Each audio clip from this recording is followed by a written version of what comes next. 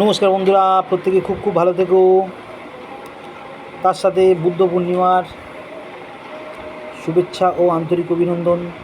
গতকাল ছবিটি আমি করতে পারিনি, সময় পাইনি, আজকের করে প্রত্যেকের শুভেচ্ছা জানালাম।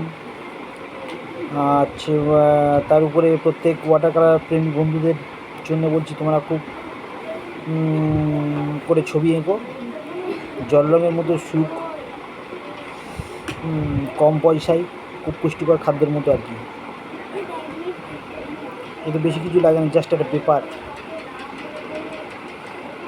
জল রঙ। কিন্তু অ্যাক্রিলিকটা লেগে একটু কস্টলি আছে, এটাতে করেও খুব ভালো লাগবে। আর